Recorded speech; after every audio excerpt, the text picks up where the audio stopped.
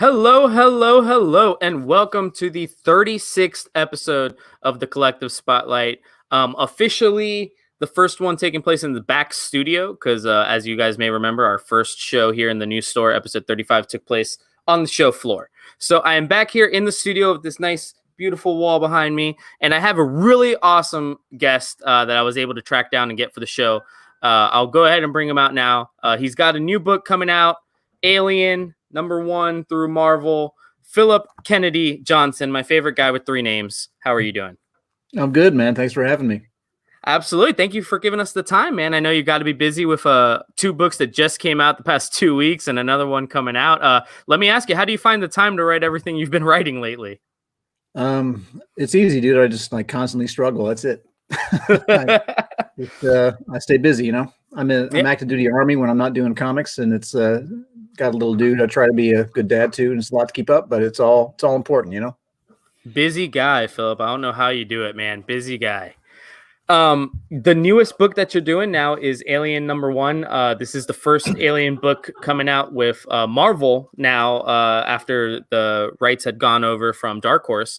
Talk to me a little bit about getting to write such a big property as is Alien, and something that's, loved by so many people outside of comics. Dude, I am such a colossal Alien fan. Like when I got the I saw with everyone else that Marvel had it and that they were going to do something with it. And even just as a fan, man, I was so stoked. I couldn't wait to see what they would do. my imagination just kind of ran with crossover possibilities and stuff that they could do. And then when I got the call to do it, well, actually, I reached out about it.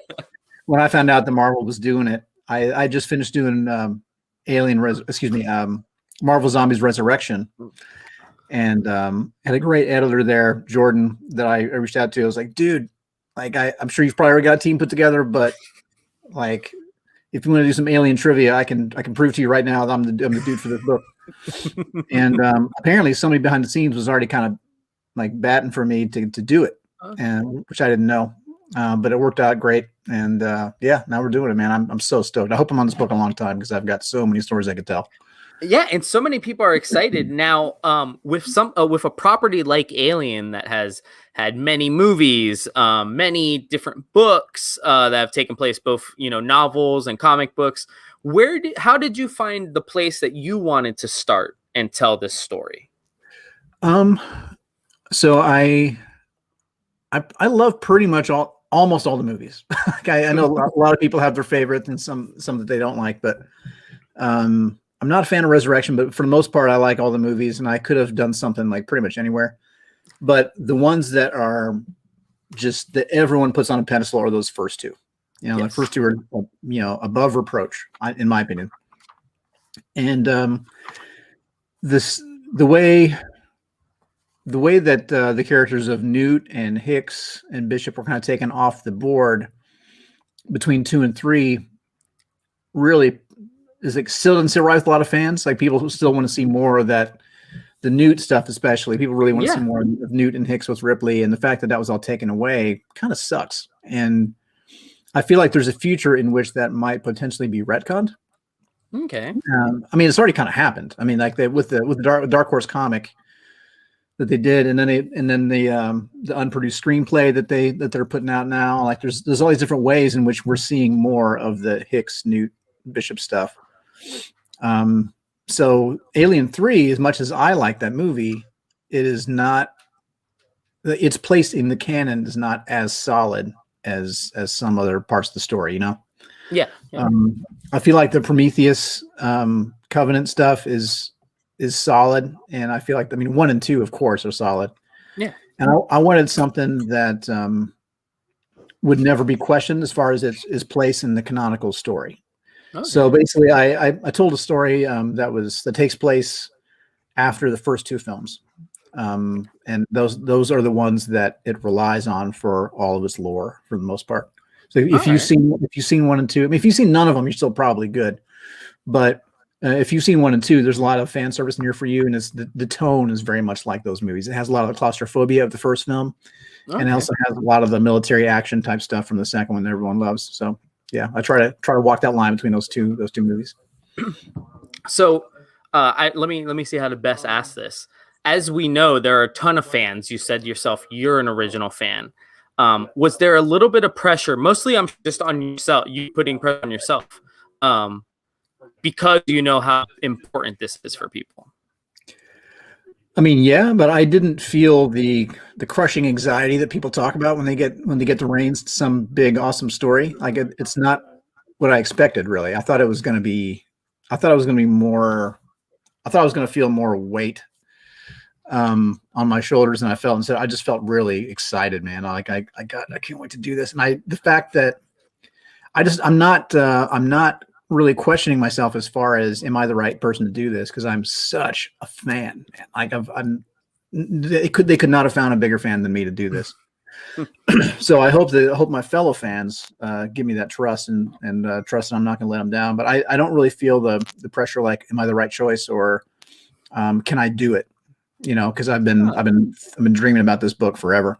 So yeah, I can't wait to get it out there. That's awesome. And a lot of people, obviously being in a comic store and since FOC to now, a lot of people are really excited, not just for the Alien Marvel book, but for you to be on it. So I know we share that enthusiasm. Yeah. I really appreciate that. Absolutely, man. So one of the things that Dark Horse did with their Alien properties that clearly Marvel is so far not planning to do. Dark Horse played it real close to the chest, where they would mainly do 4-issue miniseries every time. It would be Alien this, 4 issues, Alien that, 4 issues. You guys are planning an ongoing type of tale. Do you see any... What would the word kind of be? Do you see any obstacles of trying to tell an ongoing Alien tale that may be better suited for what Dark Horse was trying to do? Or do you think this is the time to try to do an ongoing book here? Honestly, the way that I'm approaching it, at least for the duration of my run, is also going to kind of take that modular approach where there's going to be an arc and then another arc and another arc, and it's going to go month to month. But basically, in my mind's eye, I know they're making the Alien TV show, but I still see it as a series of films for now. And the stories that I'm telling also feel like films, I guess. So I'm not sure if I'm allowed to say how many issues the first arc is going to be, but it's more than 4. Okay. But after that arc is done, there's going to be another arc, and it's going to connect in ways. Okay. Kind of like the films connect, like you might see a character in common, or there'll be all these subplots that work so great in Alien, like the development of the androids and the the mystery of Weyland-Yutani and stuff like that. There are things that tie the whole thing together that will tie the different arcs together as well. There's like a through line, and you'll see a bigger story being told through the combination of these separate arcs, if that makes sense. Yeah, awesome. So I think that kind of answers the question that Daniel was just in here asking, but he was saying, is it going to be fully ongoing run or current stop date? I mean, right now there is not I know you weren't allowed to say how many the first arc will be, but it doesn't seem like there's an end date as of now, right? For the Alien series. Right. For right now, it's ongoing, but there's not going to be, the book is not going to be like an old school superhero book where it's just like a monthly adventure and it just goes on forever and ever. We're not doing that way. It's going to be modular, and not unlike Dark Horse, except just a more similar vision from arc to arc, and with much more direct through lines that connect the whole thing. A little bit more connective tissue in between, right? Oh yeah, for sure. And are you guys of a mind? Are you guys going to keep the numbering? It'll be 8, 9, 10, or are you guys going to go back to like Alien 2? No, as far as I'm concerned, it's going to be all numbered and sequential.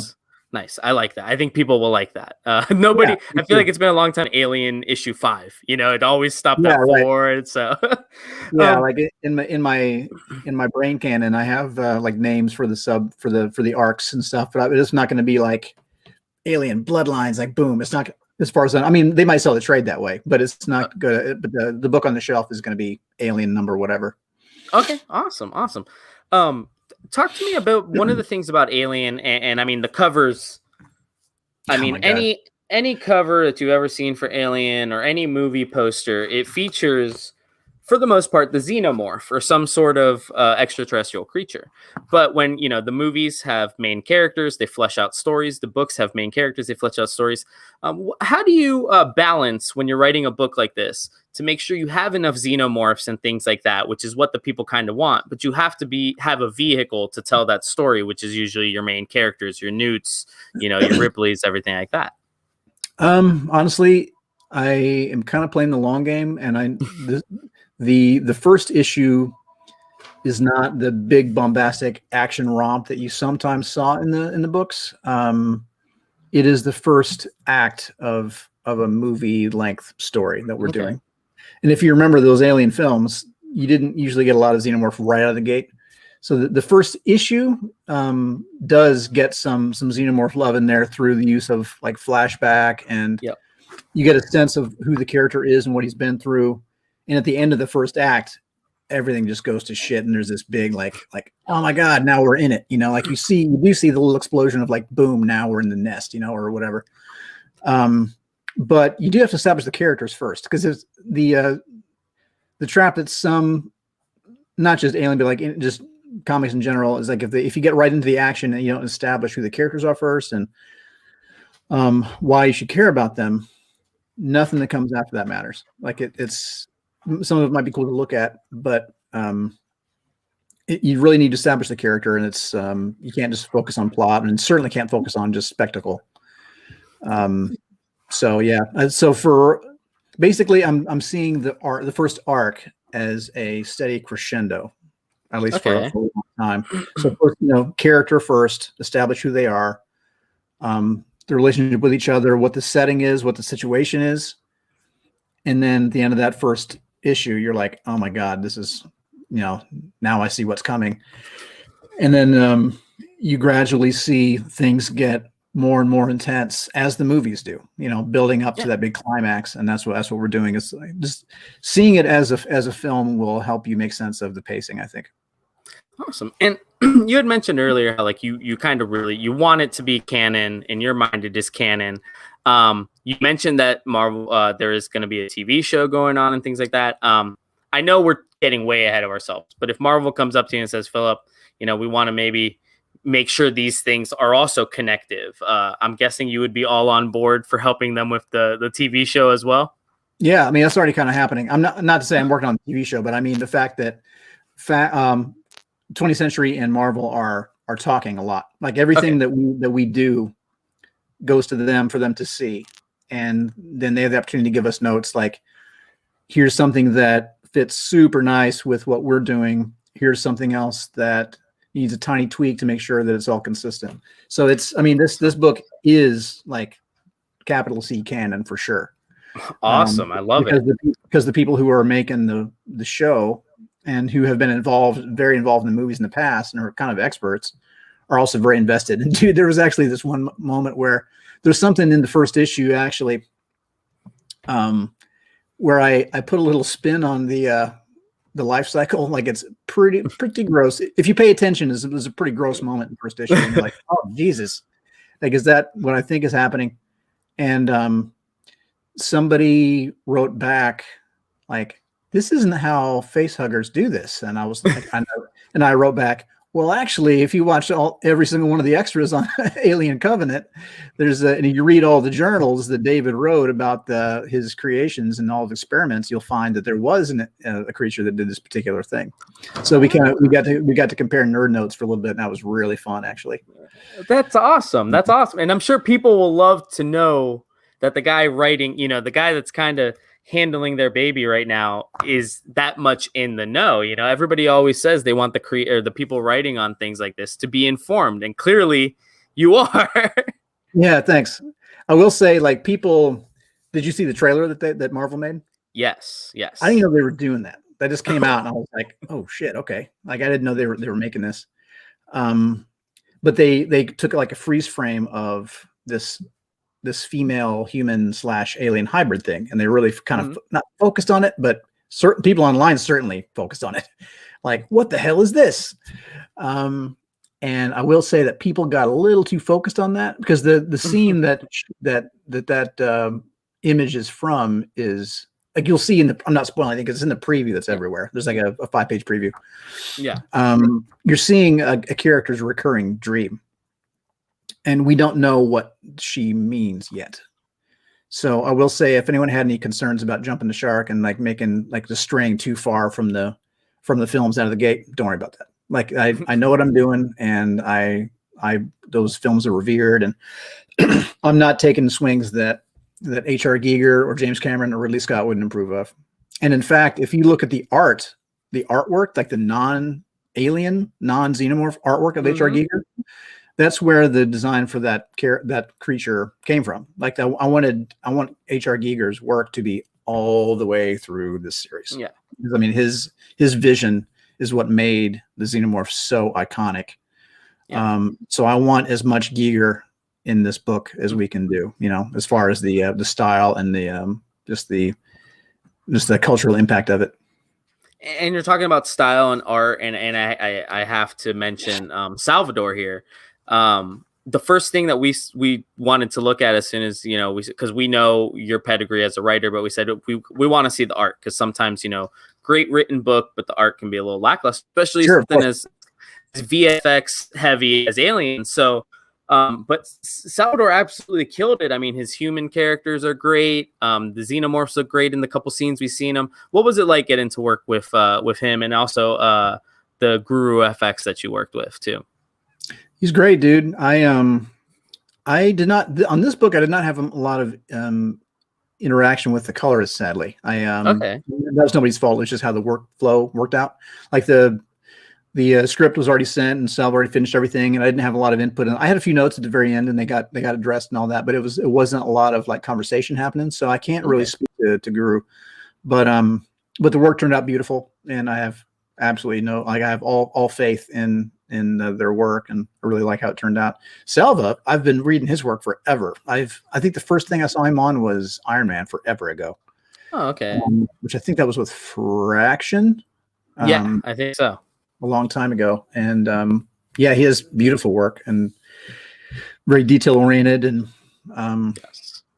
puts a lot of love into it. He's clearly a huge Alien fan. He actually he owns some of the gear that we use in the film. Like he just had it, you know, like he had like this, like the automatic weapon, almost maybe the railgun. Like he had like it was he has some of that stuff just like in the house. Yeah, he's definitely a super fan, and we had a lot of fun going back and forth on designs and things. Hey, thanks to Steve for his kind words on Superman too. Yeah, and I was actually about to segue over there, but the last thing I was going to mention, you know, again, the covers are awesome, but this Gleason cover, I mean, this could just very well be a movie poster. I very much think that's vintage Alien. Yeah. Yeah, dude. Oh, I swear every day I see a new cover that I didn't know existed. Like there's so many brands. They did, and granted, I didn't grab them all. I just grabbed a few. But yeah, you know, you got David Finch, you got Peach Momoko. I mean, they hit you up. They hooked you up, man. They gave you all the top artists. Gabriel Delato is doing one. He works with I work with a company called Scott's Collectibles. Yeah, that like signatures and stuff, and they hooked us up with the Gabriel Delato cover, and that one's incredible. Like they're all so beautiful. I mean the fact that your A cover is in Huck Lee, you know, I mean, he's been killing it lately and everything. So it's awesome. Yeah, I've been really spoiled with covers. Inhook's been on a ton of my stuff. I've got Inhook covers for the whole Marvel Zombies Resurrection run. I've got him for. He just did a variant on one of my upcoming Superman books. Yeah, that dude's incredible. So I'm about to jump over to Superman, but I'm going to let see if you have a favorite cover, because Daniel asked which one he should grab. He asked if he had a favorite. Dude, I don't know. It's all you, man. I don't want to steer you which way. I do love that Delato, but there's so many. Like the Peach Momoko one is incredible. The A cover is as good as I could hope for. That's what I'm saying. I mean, usually everybody scoffs at A covers because it's like, oh, that's the generic. I mean, this screams Alien as well. Look at that. Yeah, it's incredible. He's got that coming out and everything. I mean, it's phenomenal. They're all phenomenal. Yeah, even I don't want to, David Daniel. I don't want to give you. I don't want to. Yeah, look at that. Jesus, that was the first thing I saw. That was what made me make that phone call, like that Finch cover, where he's walking around in the Guardian ship, right? Yep. And they did a sketch version of this too. It came out beautiful. I mean, they hooked you up. They went all out. They did the launch party variants. I mean, they hooked you up. That A cover looks incredible, says Daniel. Yes, and we'll have plenty of them, Daniel. Just let us know which one you want. I actually think I already pulled an A cover for Daniel because he asked us earlier. But he's here. Awesome. He gets to talk to the writer. Oh, that's great, dude. Daniel has. Before we get to Superman, I do want to say Daniel asked a question too about Alien Isolation. I'm actually playing through the game. I'm replaying that game right now. I love that game. That's one of the games that doesn't get a lot of love. Both of the Alien games don't get a lot of love, but they were good games. They were fun games. Isolation was solid. I love that game. Let's see there, and actually, if you the company in that one, like Weyland-Yutani is always the big bad, right? But there's another company in Isolation called Seegson, and that one, that name at least gets mentioned in our run. So there is a little bit of little Easter eggs here and there, to make sure that everyone knows I feel like that book is very much, the game is very much in canon, at least in my head. I love it. I feel like you're the perfect guy to be writing Alien. Like you really are. Well, not for lack of love, for sure, man. I love the it's awesome.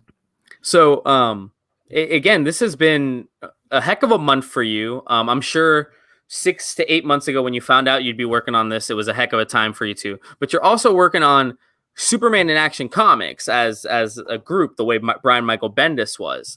That was a huge deal when Brian Michael Bendis came over to DC and started doing that. It was a huge deal throughout the whole time. And now you are taking over both of those babies. You're doing Superman and Action Comics. I don't have an A cover for Superman, but I have this awesome wraparound. Yeah. But your stories they kind of sink in, right? Like Superman leads into Action Comics. Well, these two do. Like there's the way they rolled out the Johnson Superman almost era makes it sound too big of a deal, but it's the way they rolled me out as the new writer. There are all these little mini arcs kind of that are happening. So, well, first there's Future State. That was my first shot at Superman, was Worlds of War and House of L.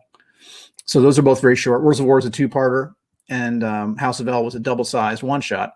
Yeah. And now the March books are both with artist Phil Hester, and that's just a 2-parter as well. The first issue is an art called The Golden Age that I wrote specifically for Phil Hester to draw, because I love that dude. He worked on the animated series back in the day, and you can see it in his Superman influence. Like, he just has a very streamlined. You see the bulk that he carries, but it's in a streamlined approach, like the words he used were like a '50s Chevy. He just kind of has that streamlined, smooth, almost animation style approach. And I just love that take, man. And I love seeing the stuff that he does in space too, like the Jack Kirby influence kind of thing. In fact, there was one image that he drew specifically. I think he drew it for a charity auction or something, and he put it online. And it was a Kirby inspired thing, and it was so awesome. It kind of inspired the whole the 2 issues that we're doing together. Okay. So yeah, the Golden Age it started in Superman 29. It goes to Action 1029, which hits today.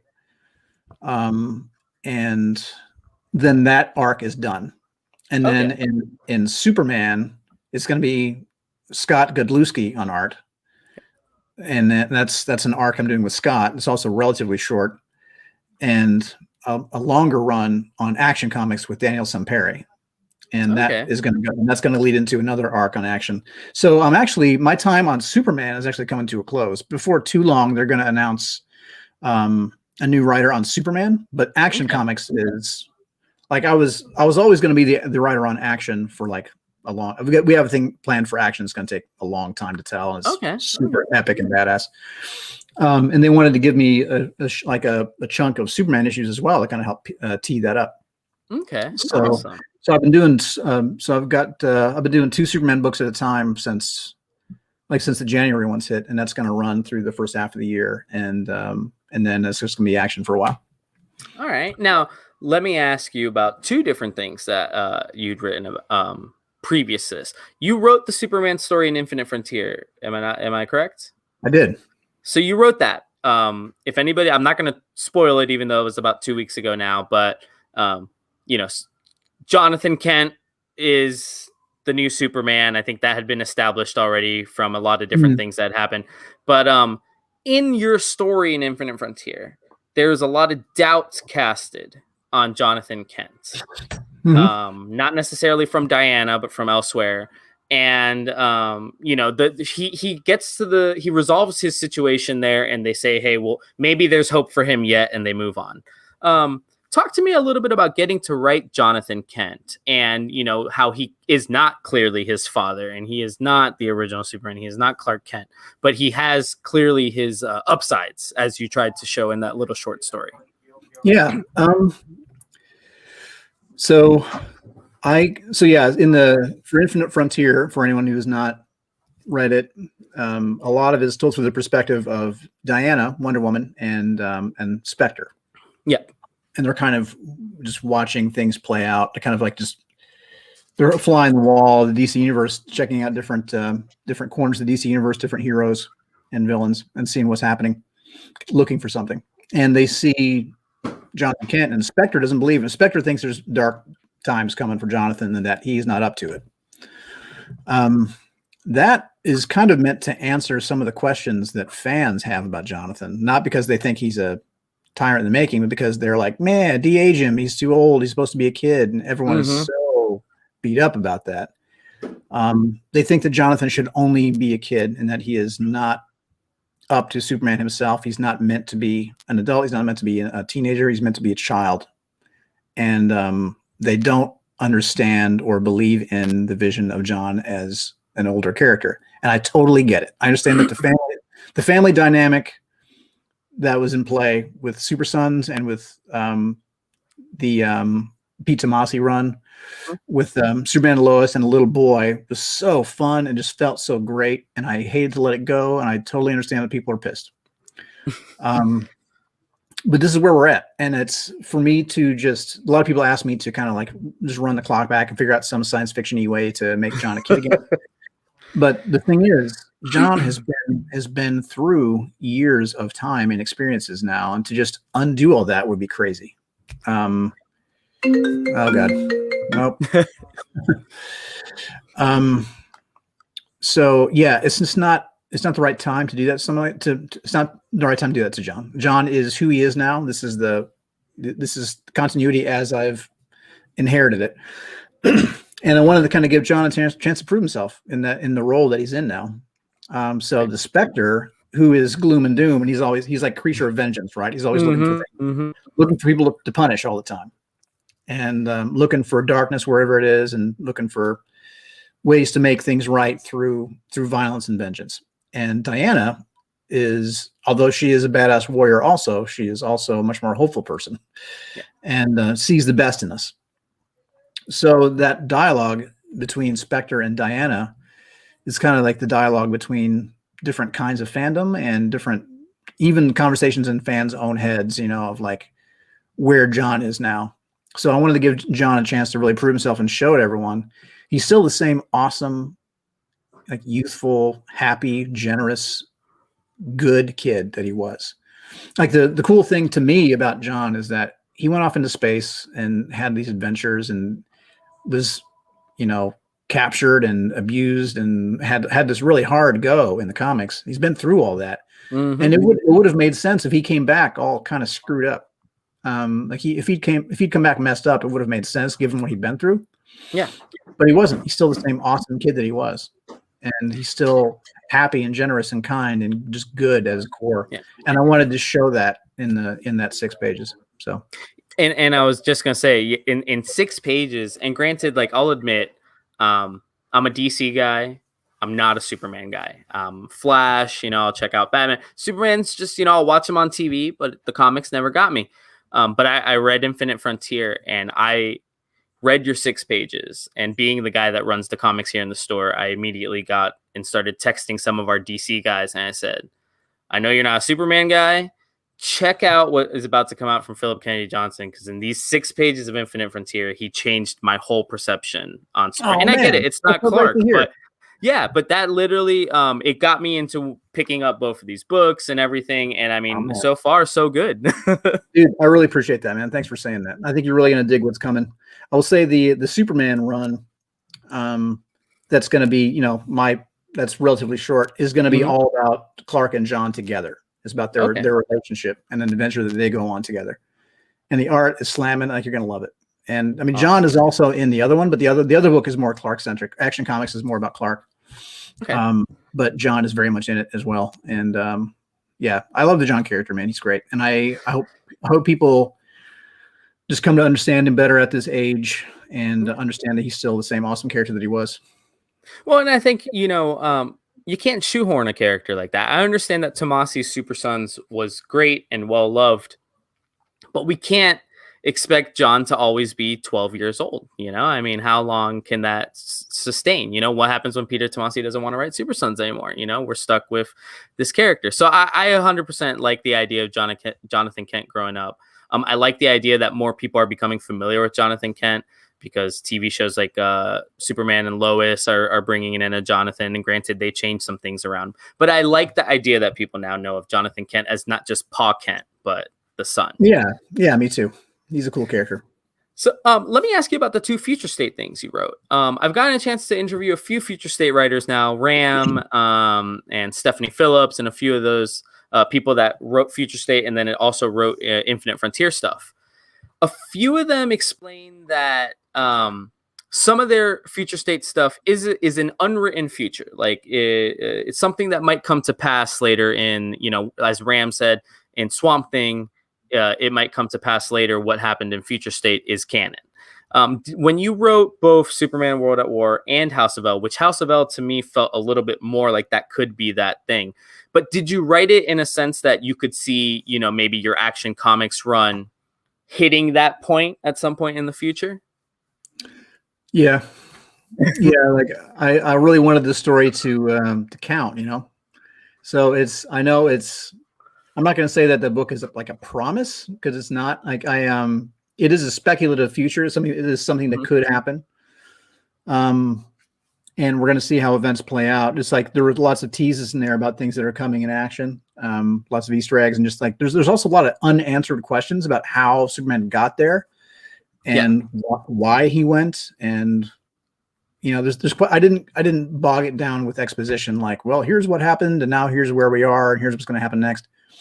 I just told the story given where he was then. And for people who are looking for all the answers, like, why is he there? I don't get it. I don't understand what he's doing in World. That just need everything, like, you know, described. A lot of answers are going to come to you in the pages of Action Comics going forward. And yeah, so it does tie in a lot with what's coming in Action.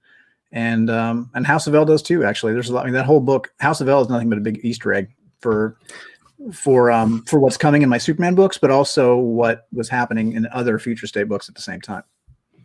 And I kind of got that when I got, first of all, the very end of the release schedule, so that kind of gave me an idea. But as I read it, I'm like, okay, I could see some connective tissue here. Philip, you're taking over Action and Superman following Brian Michael Bendis, which love him or hate him, he was big. He was an influential name. Everybody knew him. Have you had a chance to talk to Brian since taking over Superman in Action? And, you know, what's that feeling like having to take over for such a big name? We have spoken, yeah. And he's awesome. He's been really great to me.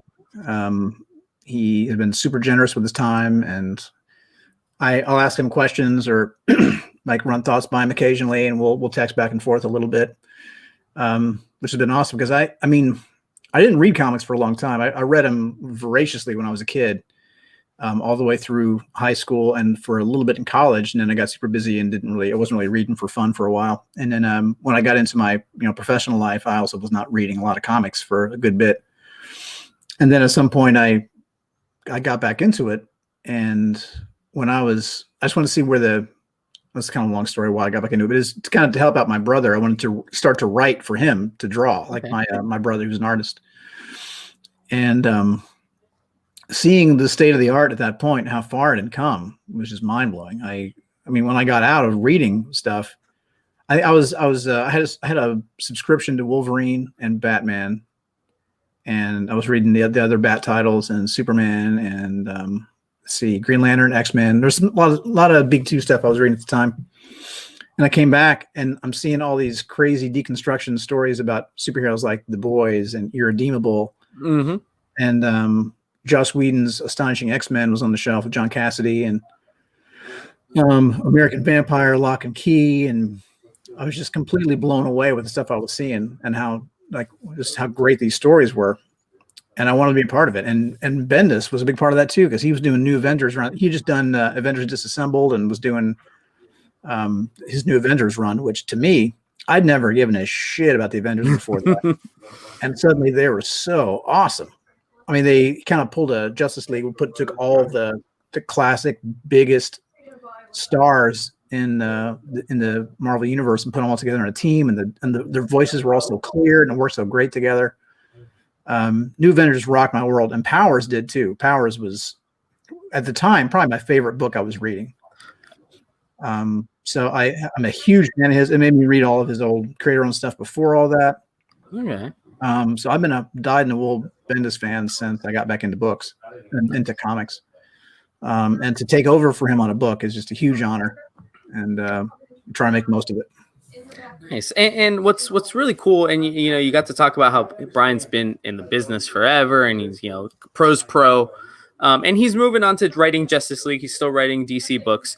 But what I noticed as well is there's kind of a lot of fresh, new, I hate to say young blood, but you guys are, with Stephanie Phillips and Rom now getting a ton of different, exposure with Swamp Thing and Justice League Dark. And now you get in on there. I feel like there's a new wave of writers, and Scott Snyder is kind of the middle guy. He was a little bit after Brian, but before you guys. But I feel like there's a new wave of writers, and Marvel has a plenty of them too, with Peach Momoko now, doing art and things like that. But do you see that as well? That the people that maybe my parents grew up buying comics, Frank Miller's still around, and these guys are still around. Grant Morrison's still around, but there's definitely a new wave of creators coming in and making their mark nowadays. Yeah, man, there's a crazy talented crop of new blood in the industry, like you said. And the guys who are more established have been super generous with their time and really good about helping us get our names out there too, which has been really cool. It's not like a race where we're overtaking the previous generation. They've been very they've done a lot to really help us get our feet on solid ground, which has been awesome. And Scott too. Scott, I studied with Scott in the DC Writers Workshop. Really? And he was another big hero of mine too. I loved his American Vampire, and Witches is so badass. He's done so much amazing creator-owned stuff, but also his Batman run was like one of my favorite Batman runs ever. So yeah, I mean, that was studying with him and getting his take on how the medium works was a huge honor. And and Scott's again fortunate. And he's one of those guys, again, a pro's pro, always great to meet at a convention or anything. But yeah, Scott and I remember Scott and Sean Murphy working on The Wake forever ago, and now they both kind of have their own very cool takes on Batman that are very different. Right. So I just think that's very funny how the world works. I think I have one saved over there. Sorry, I just got offered a cookie, and I have to make sure I get my cookie at the end of this. Of course. So Phillip, before I let you go, I just got a couple more questions. Talk to me a little bit about being a guy that currently has a Marvel book and DC book on the shelf. We know that as both retailer and a creator, that there's not as much competition as people want to make it seem. But let us know what it's like having a book on the shelf. Literally, actually, in the same week, you have a Marvel book and a DC book on the shelf. Yeah, the competition aspect is not. It doesn't really come into play. Like everyone at both houses is pretty cool, and there's, obviously everyone wants to help their own team, and God, I don't even know what to say about it. I mean, they do business in very different ways. I'll say that. Like there's a different vibe in both places that's very distinct, and that's kind of interesting. But it's it works great in both places. And what can I tell you? That's be interesting to somebody who doesn't know the backdoor stuff. Let's see. When I get a call to do a Marvel thing, it tends to be a shorter fuse. They're like, "Hey, can you do a thing?" And I'm like, "Yeah, I think so." They're like, "Cool. Can you get us a script by the next week or 2 weeks?" Or like, it's like there's this really fun, energetic Battle of the Bands kind of vibe. Yeah. Whereas At DC, everything like it's more of a slow burn, and there's more time to get stuff together, and there's more conversations beforehand, and it's yeah, I don't know, it's just everything feels so different in both places, but everyone's great at both, and it's nice to have there because DC is in California now. Yeah. The end of the workday comes at different times of day, so you can kind of stack when you're turning stuff in, which is nice. I notice I get my DC emails around 5 Eastern, which to me is like, oh man, it's like the end of the business day, but to them, that's like they just got back from lunch or something like that. Yeah, dude. I've actually got big things coming at both places that I can't even talk about yet, but I can't wait to talk to you. It's one of them is getting announced tomorrow, I think. Oh, that's awesome. This event thing that's coming that I'm a big part of, like kind of running it. So I'm really excited about it. Awesome. And then another one coming down later in the year. So yeah, dude, I can't wait for you to see. There's lots of cool things happening. I mean, it was really, really fun writing Superman in action at the same time. Mm-hmm. And a huge honor because I mean, that's what Bendis has been doing, but, giving one of them up, was only so I can do this other really cool thing that I can't wait to announce. So I'm stoked to put it out there. We're excited. You have us all on the edge of our seats, but now, hopefully we can get you to come back once the next big things are happening. But I love that. Guys, it's Phillip Kennedy Johnson. He's got Alien coming out tomorrow, and if you're in a store that puts out DC on Tuesday, he literally has Action Comics on the shelf today. And if your store still has them, he did Superman last week. So, I mean, the guy's all over your New Week shelves at any of your local comic shops. But I have to tell you, anybody that loves sci-fi or Alien absolutely needs to check this out this week. At the Collective, for #1 issue guarantee. So if you don't like it, which I highly doubt, you can always return it and we'll give you credit back. But Phillip, thank you so much for your time, man. Let the people know where they can find you on social media or wherever you are that you interact. Sure. I'm on Facebook under my full name. I'm on Twitter at Phillip K. Johnson, Phillip with 2 L's. Instagram under, let's see, Phillip_Kennedy_Johnson. And I have a website, phillipkennedyjohnson.com. So check me out. Yeah, and that's actually how I found this man. He does reply to his emails on his website because that's how we got hooked up. I'm trying to keep up. It's been a lot lately, but I bet, man. And you'll probably get even more after these books all hit the shelves and they go to second and third prints, I'm sure. Thanks, dude. I hope so. Absolutely, man. Well, best of luck with the books, guys. Again, he's got Superman, he's got Action, and he's got Alien. Thank you so much for giving us your time today, Phillip, man. I know you're a busy guy, and best of luck with everything with the books, the family, and everything else. So we appreciate you, man. Danny, thanks a lot, and best of luck with the shop, man. Hope everything goes great. Thank you very much. We'll see you around. Take it easy. All right, man. Bye. So that was Phillip Kennedy Johnson, writer for Marvel's Alien, which comes out tomorrow. And then he's also the writer for DC's Action Comics Ongoing, which came out today. And he's also got a Superman story going for a little bit. I've been Danny Morales. This has been the Collective Spotlight episode 36, issue 36-2. We're comic people. And tomorrow we will have our happy hour hump day auction starting at 5:30 here Eastern time on the Collective. Thank you so much, everybody.